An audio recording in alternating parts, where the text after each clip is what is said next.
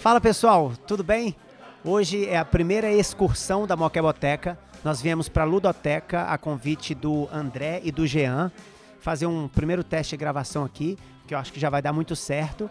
Hoje eu vou usar esse microfone porque esse lugar é badalado, hein? Aqui é bem lotado, bem movimentado e tá tendo um campeonato de um jogo de tabuleiro e eu preciso direcionar bem o som, tá? Então acostume-se com esse microfone, vai ficar um esquema meio entrevista do jornal, mas é isso mesmo, tá?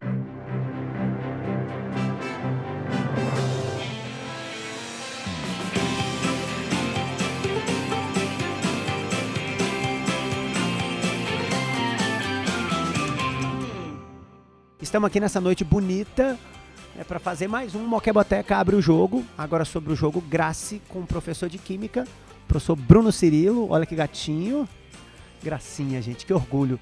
Bruno Cirilo foi meu aluno, você acredita? Quando ele era meu aluno, ele era mais novo que eu, hoje ele já está mais velho que eu, já me passou, já está...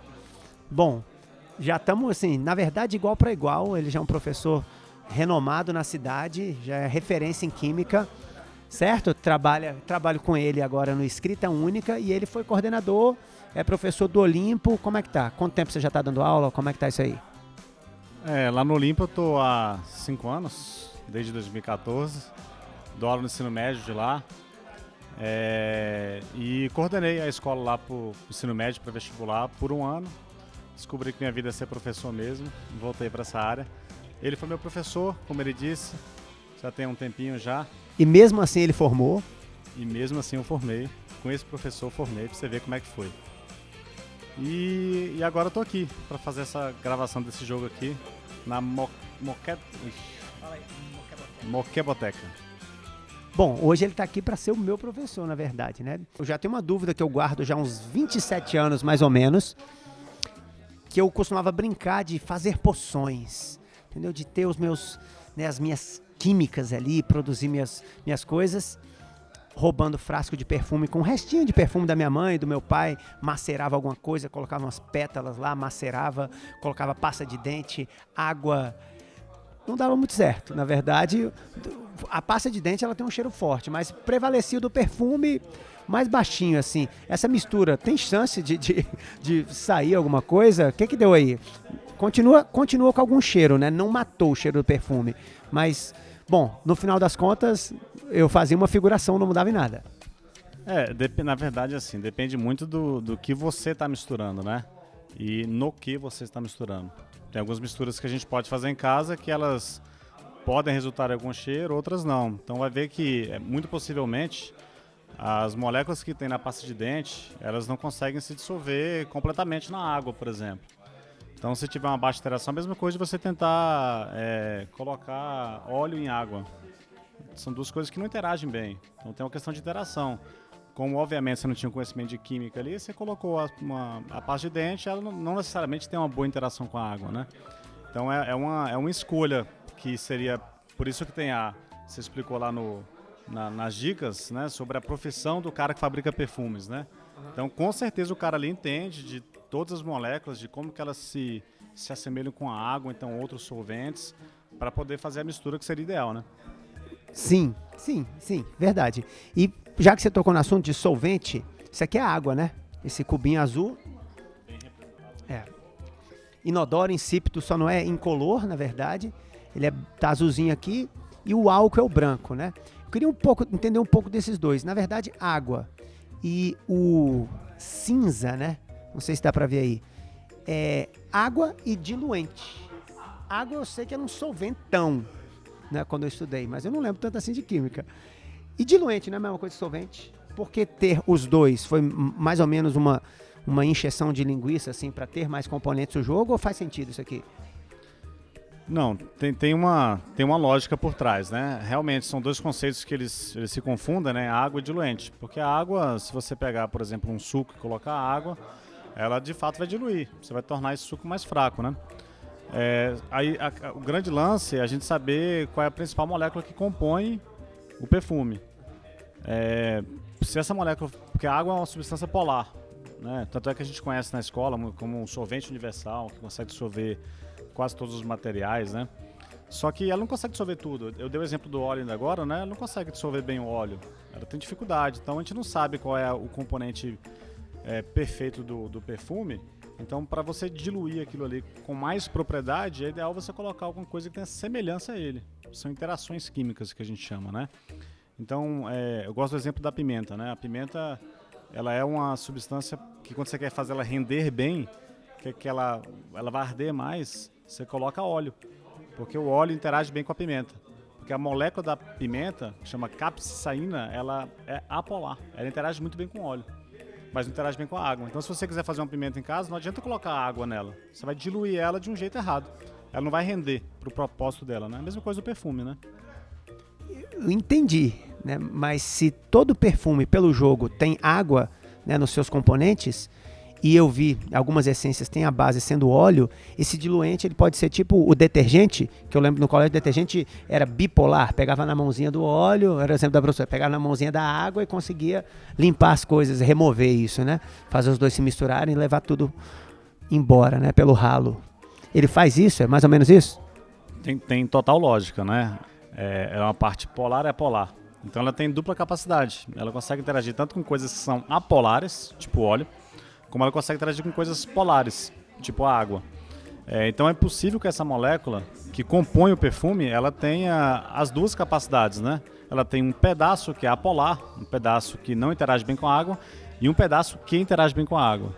Então é bem possível que, como tem água, essa água que está no perfume, ela consegue interagir com a molécula que compõe o perfume, que interage bem com a água, obviamente.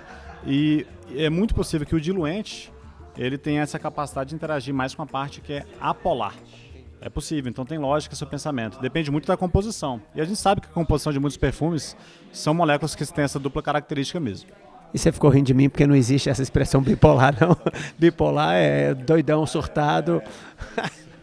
Ok, né? Pois é, eu lembrava que fazia parte do meu vocabulário essa palavra. Achei que fosse da química.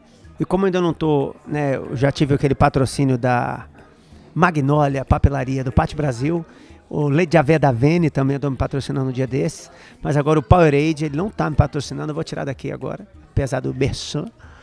E é isso que você quer? Estamos valendo? Alô, produção? Tá tudo certo aí? Obrigado. Diretor, tudo certo?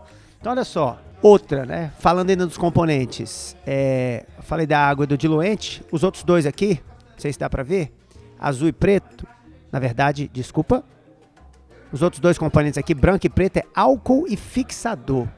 Na minha cabeça, álcool evapora ou fixador segura?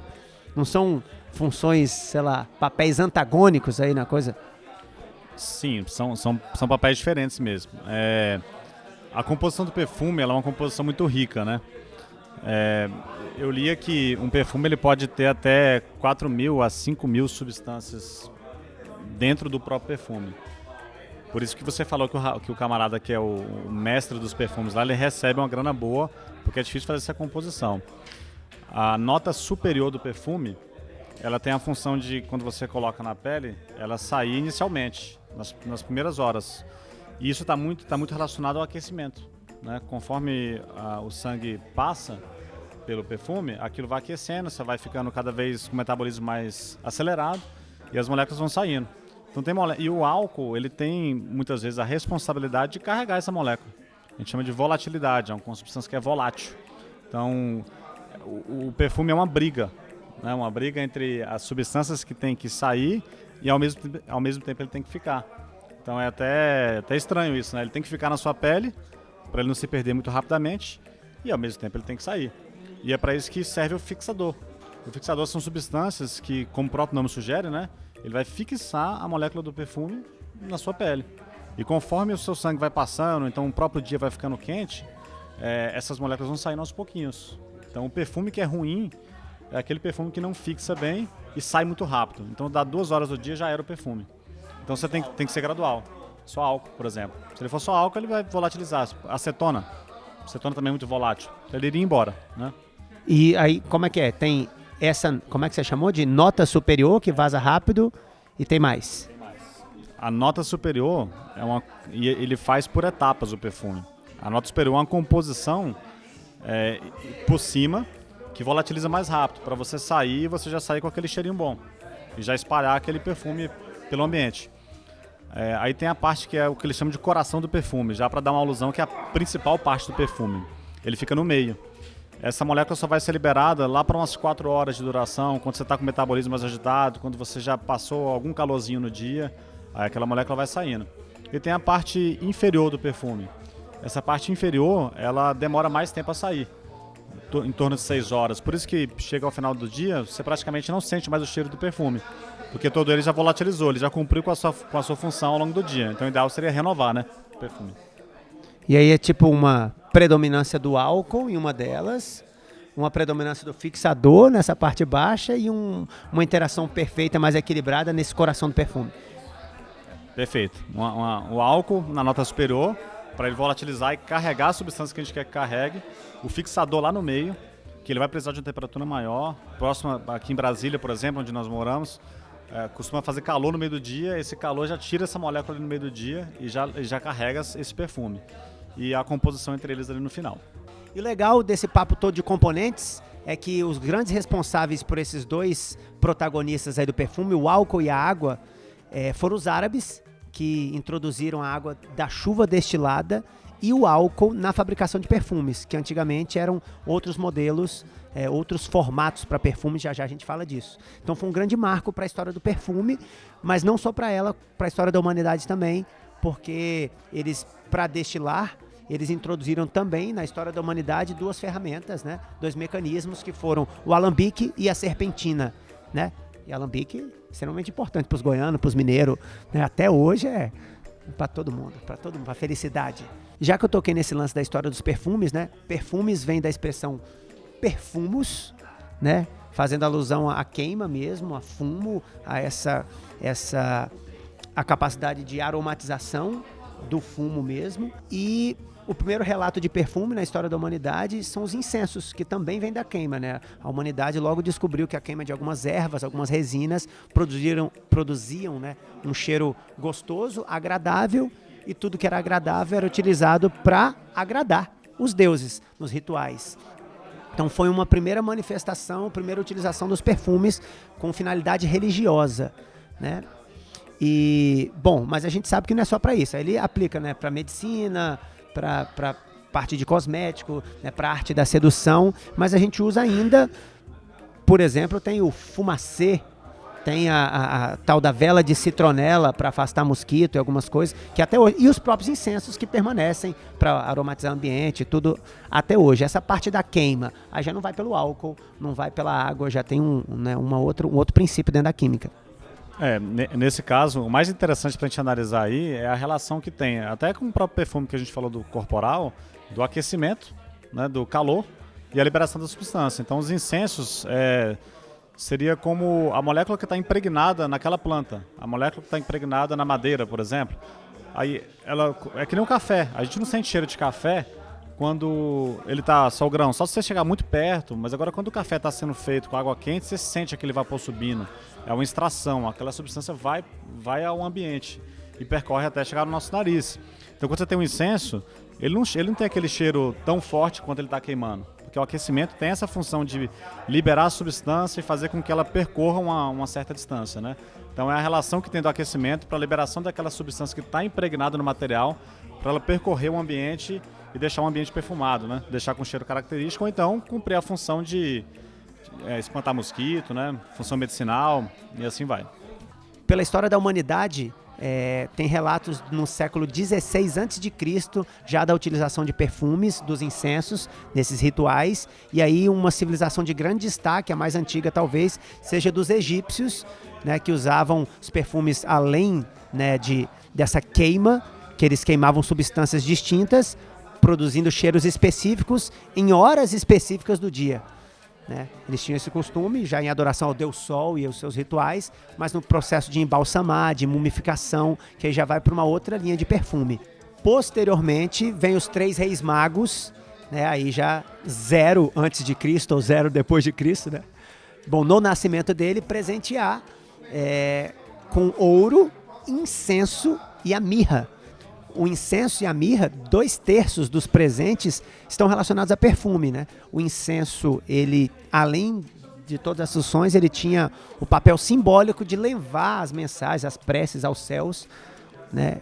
E a mirra é uma árvore da qual se extrai uma resina e ela é usada para fazer, né, para embalsamar, é usado no processo de mumificação, atualmente em pasta de dente, tem propriedades antissépticas. Bom, disso tudo, passando para o perfume dentro da medicina, ele foi associado primeiro nessa parte de criar os bálsamos, né? E aplicar no corpo para combater coceira, algumas coisas assim, mas diluído em óleo, não é diluído, se é a palavra certa, diluído? Pode ser diluído em óleo, ainda mais se a molécula que compõe essa substância que seria para poder combater algum tipo de doença, se ela for de característica apolar, como é a pimenta, né? Que ela consegue absorver bem em óleo. E só um comentário sobre algo que acontece mais atual, seria os óleos essenciais, que a gente tem difusores, você compra no supermercado, difusor de óleo essencial. Que assim como a gente respira algum gás que é tóxico, né, monóxido de carbono, por exemplo, tem como você colocar em casa um difusor de algum óleo essencial que faça bem para a saúde. E você consome coisas que são benéficas por meio do ar, respirando isso de forma pausada, né?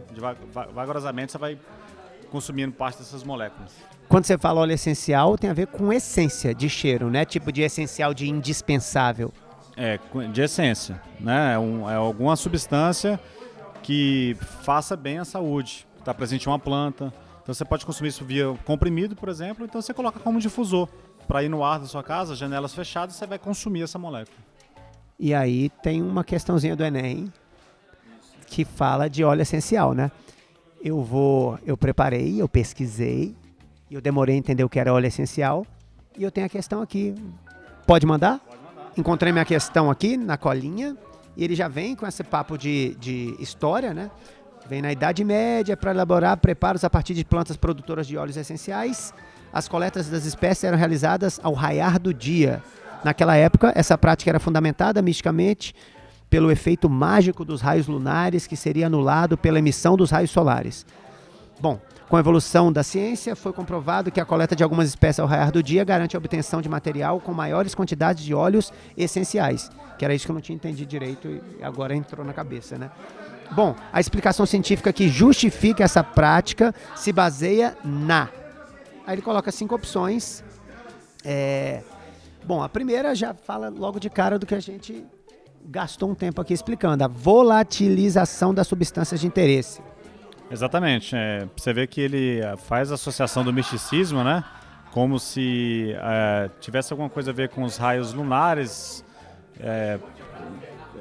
contra os raios solares, mas na verdade por que tem a ver com o raio do dia? Porque quando o sol nasce você tem uma maior incidência solar, obviamente, então você tem mais energia.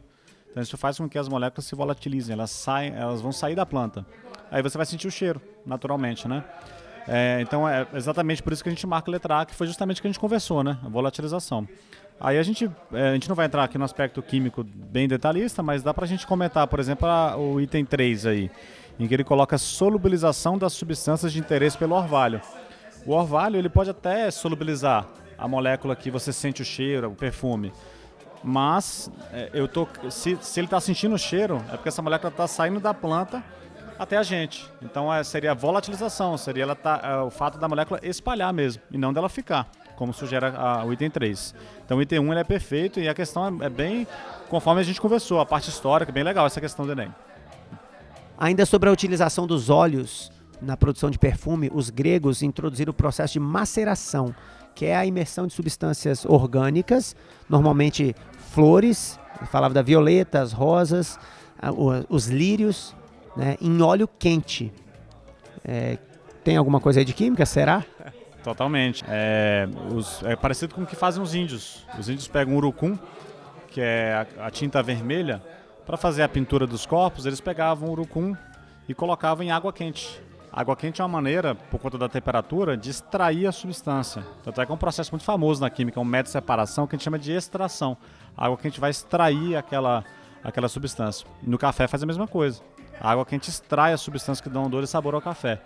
Então ele só quer uma maneira melhor de dissolver aquela substância do lírio, a substância da rosa, no solvente dele. para ele fixar melhor aquilo. Faz um papel de fixador também. E posteriormente os romanos introduziram o processo de enfloragem. Em enfloragem nós temos um tile no jogo, um local de ação, que permite buscar uma essência em alguma das fazendas de produção. E o que é a enfloragem? A enfloragem seria uma técnica que a gente chama de saturação. Saturar é você colocar o máximo daquela substância, que seria a essência do perfume, no solvente. Então a ideia é colocar o máximo possível para deixar na concentração limite, para aquilo ser bem eficiente na prática que se propõe, que é ser um perfume. E por fim, né, a utilização mais comum como cosmético, né, para embelezar e para aprimorar a arte da sedução. Reza a história que Cleópatra, quando deixava Marco Antônio, ordenava que fossem embebidas as velas do seu navio para que ela deixasse seu rastro quando o navio estava afastando da cidade e ficasse contaminada com seu cheiro. É possível isso? Quer dizer, se eu passar um perfume aqui, sei lá, do outro lado da rua, sentir o meu cheiro, é só uma questão do vento passar e carregar? Ou não? Acredito que não, né? Não, rola. As moléculas têm essa capacidade de se movimentar, né? Então, muitas vezes a gente sente algum cheiro de bem longe. Por exemplo, quando você passa próximo a uma churrascaria, sente o cheiro do churrasco.